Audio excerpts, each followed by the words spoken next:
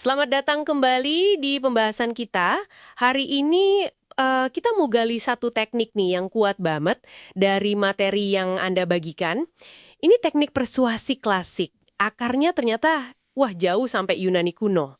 Kita fokus ke prinsip kelima. Gimana caranya bikin orang lain itu langsung, ya, ngangguk setuju. Bilang ya dari awal. Oke, kita bedah yuk. Tentu, tentu. Materi ini kan kayaknya memang hasil dari banyak pengalaman ya.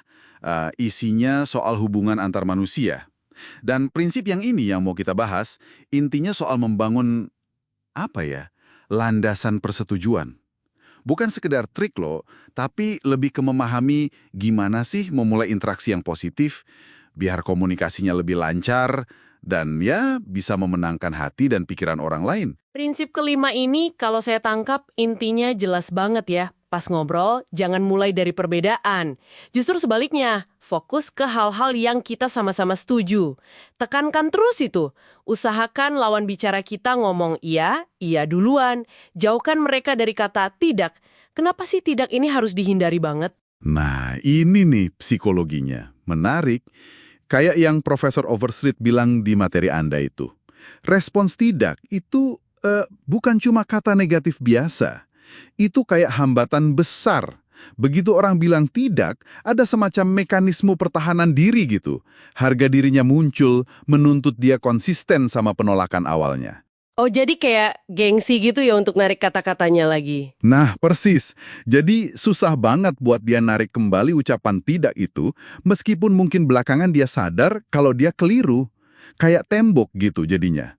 Makanya penting banget ngarahin percakapan ke jalur ya dari detik pertama. Krusial itu. Dan ini nyambung ke bagian yang menurut saya paling keren, warisan dari Sokrates. Filsuf besar itu kan. Metodenya yang terkenal, metode Sokrates itu ya, ternyata intinya ya itu tadi. Dapetin rentetan jawaban ya. Dia nggak pernah kan langsung bilang orang lain salah, gimana caranya dia? Iya, strateginya Sokrates itu cerdik banget. Alih-alih langsung debat kusir gitu ya. Dia malah ngajuin pertanyaan-pertanyaan. Tapi pertanyaannya itu dirancang sedemikian rupa biar lawan bicaranya itu hampir pasti setuju. Oh, jadi pertanyaannya menjebak secara halus gitu? Bukan menjebak sih, lebih ke membimbing. Satu pertanyaan dijawab iya. Dia lanjut lagi pertanyaan lain yang kemungkinan besar dijawab iya juga. Terus aja gitu, kumpulin ya satu persatu. Nah, tanpa sadar, lawan bicaranya itu digiring ke kesimpulan yang mungkin awalnya bakal dia tolak mentah-mentah. Ini seni membimbing, bukan maksa. Halus banget caranya. Wah, luar biasa ya. Jadi, gimana nih cara kita, Anda semua yang dengerin, menerapkan ini sehari-hari? Misalkan lagi rapat, atau diskusi sama pasangan, ada potensi beda pendapat nih. Daripada langsung, wah saya nggak setuju, atau itu salah deh kayaknya. Mungkin jeda dulu kali ya, ingat Sokrates. Coba cari dulu, apa sih yang sama-sama kita inginkan? Mungkin tanya, kita kan sama-sama mau yang terbaik buat tim ini ya kan? Pasti jawabnya ya. Atau kita sepakat kan kalau komunikasi itu penting? Kemungkinan besar, ya lagi. Baru bangun dari situ. Tepat sekali. Ini mirip banget sama pepatah Tiongkok kuno yang ada di materi Anda juga. Dia yang melangkah lembut akan melangkah jauh. Pepatah ini pas banget menggambarkan pendekatan ini. Bukan soal lemah, tapi soal cerdik. Soal paham sifat manusia. Melangkah lembut di sini yaitu bangun kesepakatan pelan-pelan.